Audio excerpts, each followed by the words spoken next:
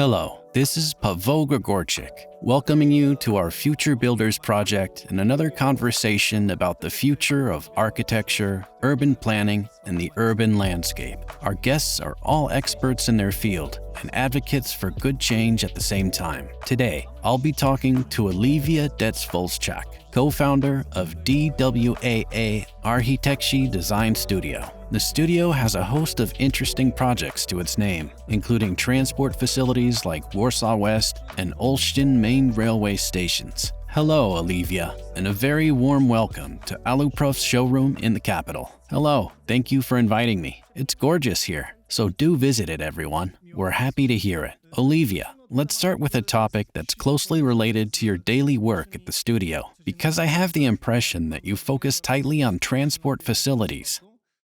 And it's not hard to see that you've made sustainable development a cornerstone of your designs. Can contemporary architecture cope at all without that kind of thinking? Absolutely not. Sustainable development has been with us in our daily lives for many years, and the architecture is also something that's strongly connected with it. There are more and more solutions in the form of materials and technologies, enabling us to support the climate and keep a firm eye on carbon footprint. And I think that this architecture is going to be progressively linked to sustainable development. Energy efficiency in passive buildings are going to increase because we have a problem right now. We have a problem with global heating. We have a problem with concern for the climate. And all the solutions we're introducing into the building industry and architecture are indispensable if we're going to start caring for the climate. So how should a designer's thinking change when they also have to keep the need to embrace those issues at the back of their mind? I think the most crucial thing here is an open head and an open mind. Because if designers, architects, and industry-specific designers, I mean the engineers, the installers, understand that those solutions are essential and that they're part of the design, as it were, and not barriers or obstacles we have to overcome. That they're not another element imposed on us by a resolution we have to comply with, but that we can weave them into the project, and they'll be an element designed and inseparable, then I believe this thinking can help. And using renewable elements and energy sources and other solutions that will actually improve the climate, reduce the carbon footprint, but using them from the initial design stage and intertwining them as if they're an integral part of the project. Well, then we're capable of achieving good architecture. We're capable of achieving the connection between architecture and sustainable development, just as if they were one cohesively designed element. What new elements have appeared in design? What does an architect need to bear in mind now, or even start from now, that they wouldn't have had to give a thought to 10 years ago? It's not that someone has to design something or has to include it in a design. A lot depends on the project owner too. However, our role as designers is to explain to a project owner that if we use photovoltaics, for instance, then they, the project owner, will have to spend more at construction stage than they would without the photovoltaics, but it'll pay off in a few years or a decade or so. And it's the same with various other solutions, whether it's a gray water solution or a rainwater collection solution, or using recycled materials, for example. They're all elements that could be woven into a design that will certainly help the building and the environment later on. And do the solutions you've mentioned have an impact on what the form of a given building will look like? Or is everything flexible enough for the one not to affect the other? It's really quite flexible.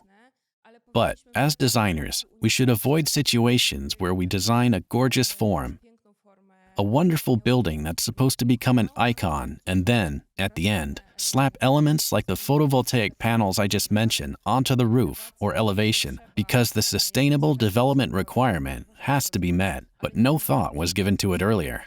Elements like that can be designed at the conceptual stage of the volumes, forms, and materials, so they're inseparable from the building or structure, and the building or structure is cohesive, but, at the same time, meets the sustainable development requirement and features elements such as renewable energy. But isn't it the case that the designers really should start from that? No. Although in our buildings, in designs for transport facilities, it's very often at the stage of conceiving the form that we turn our attention to what the pitch of the roofs are, what the angles and directions of the lights are, so that we can make optimal use of the photovoltaics. There's a good reason why I've brought this topic up, because I had the pleasure of talking to you about this a while ago for our most recent Aluprof, and you revealed that you'd done some really penetrating analyses of how light fell throughout the day. And didn't you also have to consider the plans for expanding that part of the city, where new buildings might appear that would not only have cast a shadow over your project, but would also reduce the effectiveness of photovoltaics? That's right. You're talking about the roofing over the platforms at Warsaw West railway station. When we were designing that, the form, we analyzed every possible aspect. In other words, where were the platforms? Where could we place the supports? What was the distance between them? What was the surface area of the roofing? What were the structural cross-sections? We also analyzed the roof pitch in terms of where the roofing slopes up and down. Would the angles be optimal for water drainage, for the placement of the roofing materials, and, yes, for the placement of the photovoltaics? And we analyzed where it would be best to place the skylights within the design so that the photovoltaics they include would be the most effective. And we had to consider all the development possibilities for the neighboring plots. That time, we did know there were complex development constraints for one of the plots for a high-rise building, and we analyzed the building to see what would happen once it went up and to what extent it would throw shade onto our roofing. Because, well, then the photovoltaic panels wouldn't be effective there. Let's stay with Warsaw West Station for a moment. Tell us a bit about what the design process was like. What were the assumptions? Because there's no denying that photovoltaics over an area that size, well, it was probably a European record breaker at the time. The race is bound to still be on, so I'm not sure if it still holds the record. Anyway, how did it take shape? What solutions were used? And what new solutions had to be found for the design to be carried out in line with the assumptions? The photovoltaics were certainly a new element. We began working on the design in June 2017.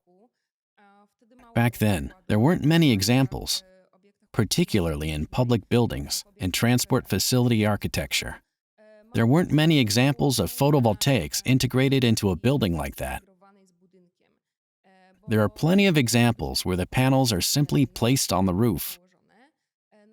However, there was no inspiration for our panels, which are integrated into the glass. And that's where we dug quite deep in our research. We knew exactly the effect we wanted to achieve. The roofing covering the platforms should also feature skylights to illuminate the platforms with natural light. That was very important to us. We also use glazing set into the surface of the platforms to provide natural light to the underpass. So we wanted the light from the skylights to illuminate that, as well, via the glazing in the surface. And, well, we pondered over how we could achieve transparency, but still fill the panels with photovoltaics. And that's where we designed a system that actually helped to attain that transparency, but produce electricity. In other words, photovoltaic panels that are built into the glass skylights.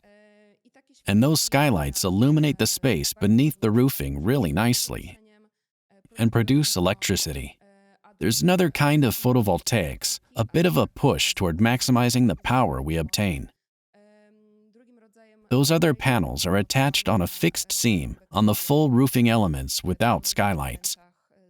So the platform roofing at Warsaw West station has two types. The one that's integrated with the glass and the one that's attached to a sheet metal seam. And it's also worth adding that this solution is so innovative. It's photovoltaic glass on one hand and, on the other, aluminum to join it all together. And it's all Polish technology. Yes, all the technologies are Polish, from Polish companies that did a really excellent job. Absolutely. So tell us what designing the aluminum profiles was like. After all, there was the challenge of hiding the photovoltaic wiring later on. Yes, exactly. Especially with such a vast roof. Hiding all those cables really was quite a challenge. Particularly since, for us, the platform roofing was a fifth elevation. It's the ceiling for every platform the station has. We couldn't have wiring sticking out and dangling who knows where. It all has to be concealed. And the profiles were a vital element here. The wiring could be concealed in them.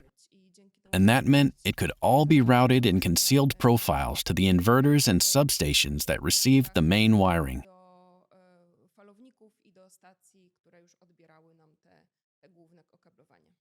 Right. About the Polish technologies, I haven't mentioned yet that, as far as the photovoltaics are concerned, the company was ML System, and with the aluminum, it was Aluprof. I'm not familiar with the chronology, so tell me, did the experience help you with Olsztyn Station, or did Olsztyn help when it came to designing Warsaw West? How did it work? Olsztyn started 2 years later, but the design process was shorter. The facility there was quite simply on a smaller scale. So Olsztyn began later. But obviously we leveraged the experience we'd gained on Warsaw West. And we used several of the elements. Olsztyn's a completely different station though. Not only in terms of size, but also because the form and spatial assumptions are different. The main role there is played by the sail-shaped station and the underpass that takes passengers beneath it. And the station is fully roofed. The photovoltaic panels used there were placed on sheet metal seams. There aren't any skylights like there are at Warsaw West. Okay, a question about the future of transport facilities.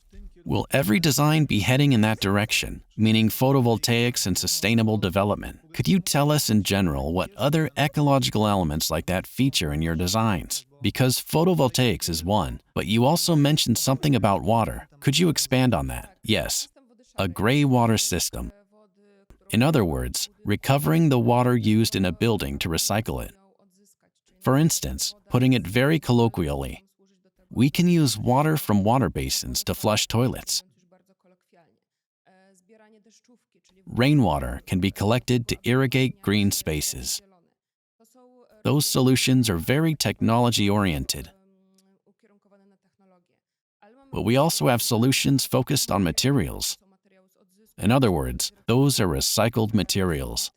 They're local materials. Yes, we use local companies, local manufacturers, so as to reduce transport, but also to support the Polish economy and Polish businesses.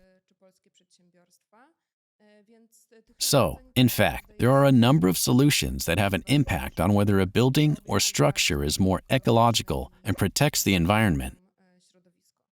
This thread I've started, then, is it actually the future? Is it like a must-have for future buildings when it comes to stations as transport hubs? Yes, I think so. Yes, especially since stations, transport hubs, not just railway stations, but bus and tram stations too, experience huge surges in terms of energy. They're facilities that are open 24 hours a day. They have to have adequate light, artificial, because it has to be the right intensity. There are advertising media. There's dynamic information and illuminated static information. The electricity consumption is really high, so producing the energy from sources like the sun or the wind is crucial in order to cover at least a small percentage of those energy needs. At Warsaw West, the photovoltaic panels on the roof are expected to cover, well, we'll see how it turns out in the final tests.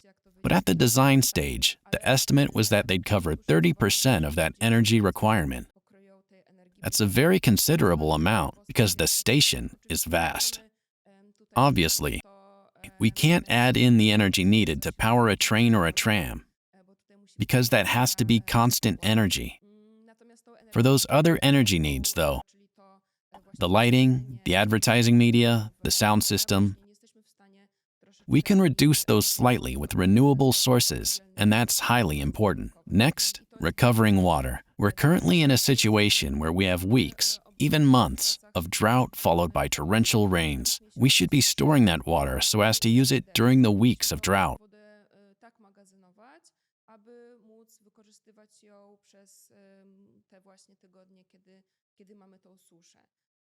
Above all, it's also an ongoing process of educating the public and showing them that we have to take care of the climate. Segregated waste bins have been mandatory for a number of years now. There's another vital element of this type of transport facility. Because we have bins for segregating glass, paper, metal, and mixed waste. And that builds passengers' and locals' awareness of the needs to segregate waste, right? The materials being used are improving all the time and can be recycled later in the life cycle. So all those elements should kind of affect what the architecture is going to look like. And they do have an impact on it, and it's going to make an impression. With the railways, we still have a situation regarding the transport facilities, where we announce that the passenger comes first. When you design an apartment, a house, or an office, the user, the person who spends time living or working there, is the most important. With the railways, the user is passing through. So the function and design of the entire space is critical, so that the time it takes to get from A to B, in other words, changing trains or means of transport, for example, is as short as possible, because this also shortens the passenger's journey and saves them time and money. So it's a crucial element that isn't discussed much, but this reduction of time is vital to the design. So is ensuring that you can deal with all the essentials at the station. In other words, there's a bakery, there's some kind of shop, maybe a branch of a bank. It's treating a transport hub a bit like a mini facility, where you can sort out important issues before and after work, while you're on the move, in fact, and while on the move. Yes. Right. Let's focus on the passenger for a moment, because passengers in that type of facility tend to be in a hurry. You've mentioned keeping the routes between platforms as short as possible. So, the question is, are these cutting-edge solutions really so pro-passenger? Because I was following a discussion on Facebook recently about one of the last 1970s bus shelters in Warsaw disappearing, one of what they call the DWAA type, because they originated on the Łazienkowska route, and there was some nostalgic reminiscing about how they were the last real shelters that were actually designed for passengers, because they gave effective protection from rain and wind. And an opinion about the new shelters said that they're more for advertisers than passengers. So, the question is whether contemporary transport facilities are strictly for passengers, or does the sustainable development aspect affect the building's usability a bit? Yes, they're for the passenger, and the passenger matters most here. The DWAA-type bus shelters were closed in at the rear, but the material was often solid. Now, in the light of new safety regulations, all enclosing elements like that should be transparent. We have CCTV throughout the station, so we can't have elements like solid partitions, nooks, or crannies, because passengers have to feel safe. to have the sense, day and night, that nobody is going to take them by surprise and then sneak away unobserved. So we have CCTV and we have transparent elements, kind of a greenhouse at the same time, right? Because they're transparent. That rather depends on how you look at it.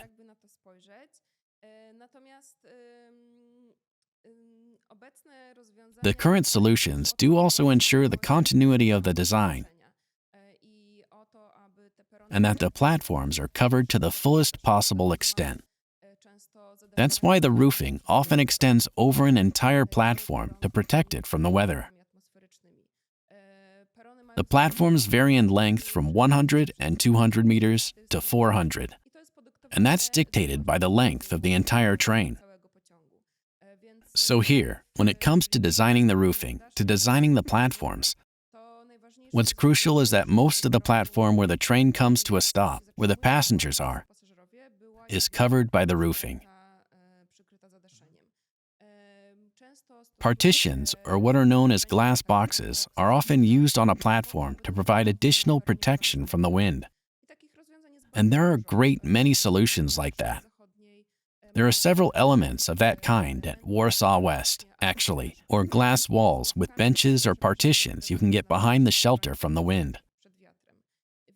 So here, there are plenty of solutions like the DWAA type.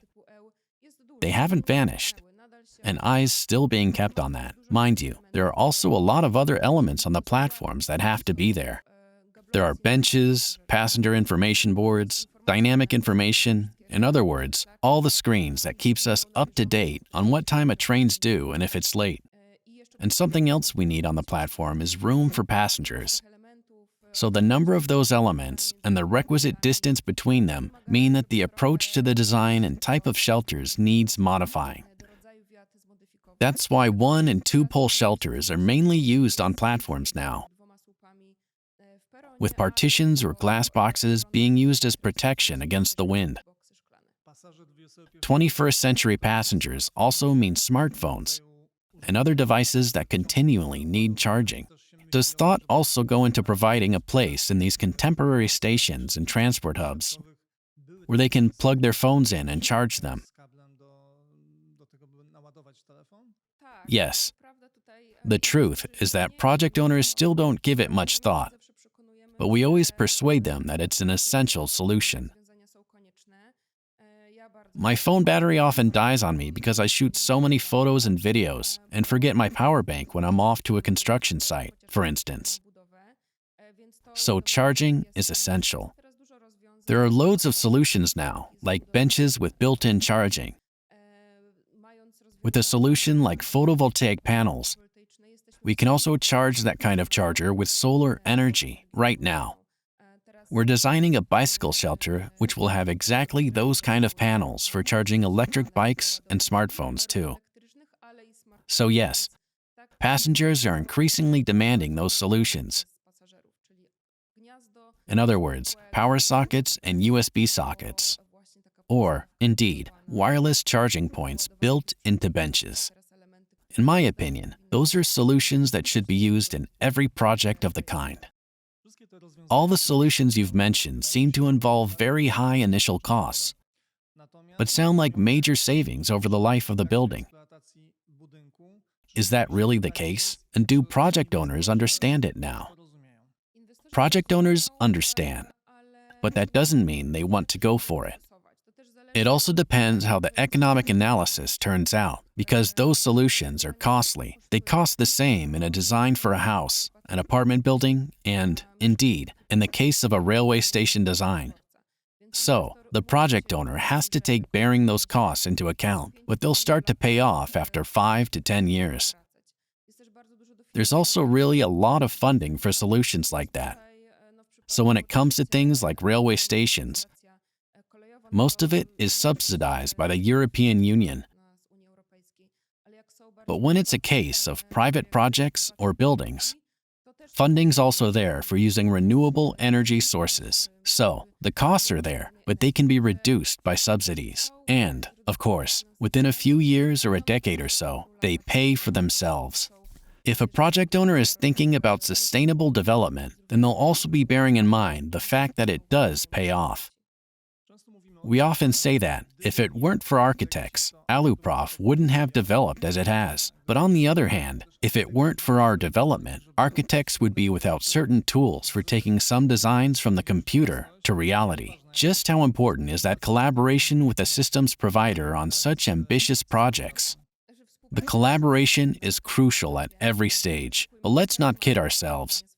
We all have our own jobs to do. You conceive new solutions, you come up with profiles, you're the experts at that, and we're experts in ensuring that form and function are good and appropriate, and that the building meets the expectations of the users and client or project owner. And only like that, only by viewing our work like that, can we complement each other. Because we're not about to start coming up with new solutions. I'm really pleased that manufacturers are happy to collaborate at the design stage because it shows that time's being saved. Obviously, when we talk about projects during tender proceedings, we can't use specific solutions, but when they're private projects or once a project's underway, with the collaboration with the contractor going really well, then we can use specific solutions and work on them together. We also have to remember that working on a solution together at the design stage reduces time and costs later on when the work is in progress. Because solutions often differ from one another, and designing them at once avoids corrections, errors, and stress on the building site when something doesn't fit because it hadn't been analyzed or thought through. Taking Warsaw West as an example, could we talk about the problems you went through and which stages they were solved at? Because there were several design challenges that were far from easy. Yes, we've already mentioned the glass skylights. They needed a system to be designed from scratch, and that was one of the challenges because the glass and photovoltaics were supplied by ML System. But they had to be nicely packaged in profiles that are both functional and aesthetic, on account of the wiring, for instance.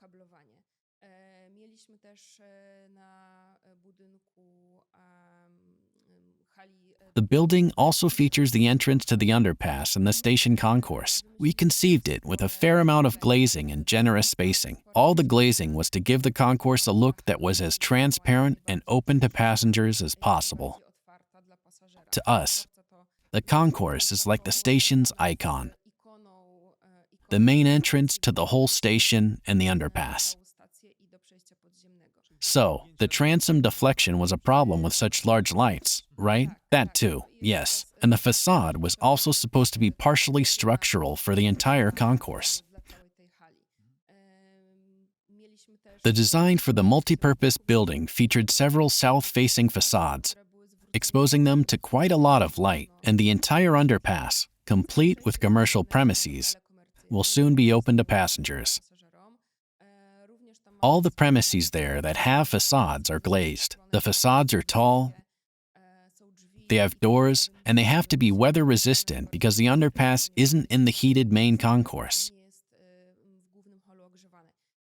So, there were several challenges like that, and I think we dealt with them well together. In other words, masses of analyses and masses of calculations to tie it all together. One is calculating the profile dimensions, choosing the right profile so that they'll work without deflection and still withstand the weight of the glass and the other elements. Another is selecting the glass, which way the glass is facing so that it's low emission, so that harmful rays don't penetrate and so that there's no overheating, like in the greenhouse you mentioned earlier. Not having that greenhouse effect means using the right kind of glass or film, and with that, too, the help we had from you was invaluable. So, here, really, it was the choice of everything. We had an assumption. We came, we said we want such and such spacing, such and such thickness. We don't want visible transoms on the outside. That's important to us. And no vertical mullions. We just want the entire concourse facade and the facades of the service premises downstairs to be like a sheet of glass. In other words, really, no visible profiles. And it worked. And the wish list was a long one. I'm delighted it was achieved, and that there really wasn't much need to reach a compromise, right? That many of the things, there are always compromises. Yes, that's obvious, right? But many of the ideas were successfully achieved. Yes, that's true. And we're really happy about that. Because the facades, the glazing, are the most striking aspect of the station buildings. Do you think it's fair to say that Warsaw West railway station is, in fact, one of the most modern facilities of its kind? Yes, I think so. As far as I know, when you go somewhere, you always observe all the stations very closely, take photos and so on, in search of inspiration. So you've certainly got a wealth of material for comparison. Yes, we also have to remember that a station sees quite heavy, intensive use. There's a mass of people, a mass of passengers. So after a few months, the facility, or elements of it, isn't always going to look like an office building. Because passengers aren't so careful, they damage it. What's important here is also to use the right materials and the right colors, so as not to show off the dirt and the damage. But yes, you could say that, in this sense, we're, I don't know if fanatical is the right word, but when we travel abroad or around Poland, local stations, railway stations and airports have been a must for many years now. We visit them, photograph them, touch the materials, and study what's working and what's not, for example. We know which station is what age. We've been to some stations in Europe several times, Vienna, for instance, and we look at which materials are aging over time and which ones are holding up well. And thanks to that, we also know what we can use in our designs, what to go for, yes, what materials to go for and what actually does the job based on our own cognitive experience. Okay, let's set current technologies aside now and imagine the ideal station of the future. What elements would that station have? They don't have to follow today's art of design or current technologies, of course. But what should that station from 20 years into the future be like? Certainly, one that has as many means of transport as possible. That's where we're heading. We want to be everywhere faster. We want to be everywhere faster, easier, and better.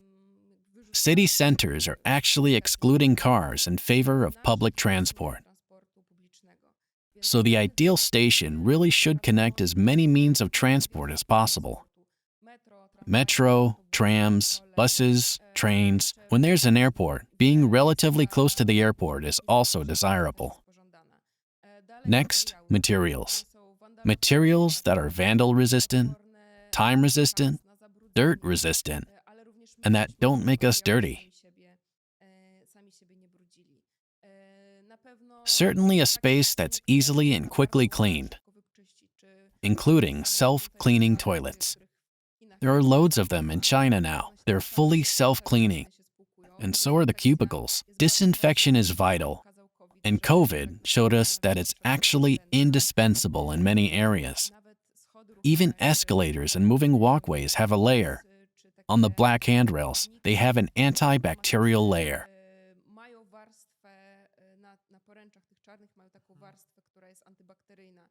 There used to be these videos where someone would hold a white cloth to one of those handrails, and a moment later, it was black.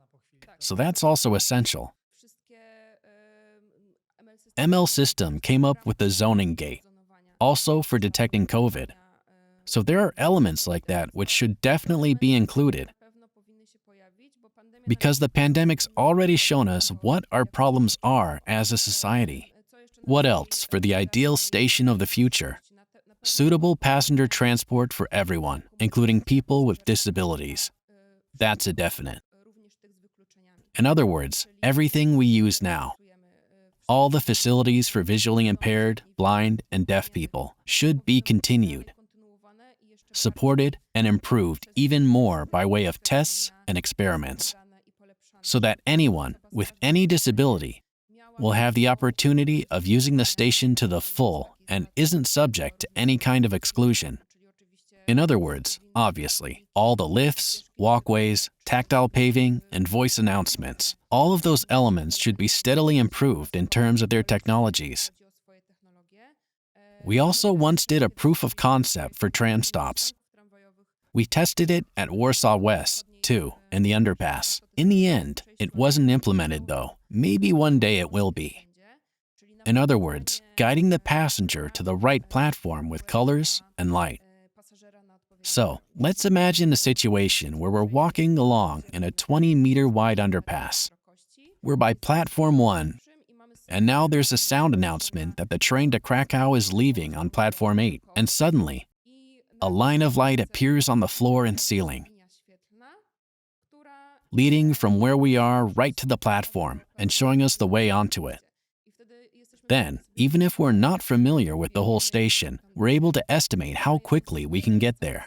That was our proposal. It was impossible to implement it because of various constraints, including technological, connected with the regulations. I hope it'll prove possible to introduce it one day. In other words, not only voice announcements and information boards, but also light and color guides to help the passengers who, unfortunately, currently gaze mainly at their phones and not at the boards showing their platforms and then have to ask and run. Yes, right. You haven't mentioned photovoltaics or gray water at all. As I understand it, that's because they aren't the future. They're the present. They're a fact, and I hope those technologies are also going to be steadily developed. In addition to the photovoltaics, we might have mini wind turbines. They're already appearing on high-rise buildings. Maybe they'll also be used on our station in the future. There's also the energy obtained from groundwaters. That's very common in high-rise buildings as well.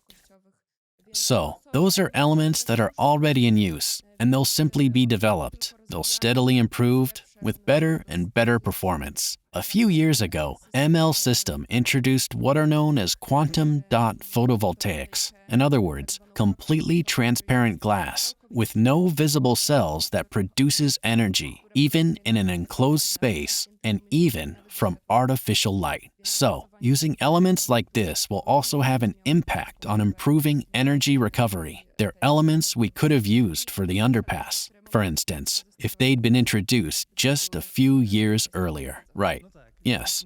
So, today we've been talking about the stations of the future. I hope that there's more than one station project like that ahead of you, and that we, as Aluprof, will play a part in those projects. Something to wish for us both. Thank you. Today's guest, Oliwia Dec-Wolszczak of DWAA Architekci Design. Thank you very much for talking to us. Thank you very much. It's been a great pleasure, and I certainly accept the wishes about the projects. I hope there are a few, or maybe dozens ahead of us. Let's hope so. All that's left for me to do is invite you to join us for our upcoming Future Builders sessions. Thank you. Thank you.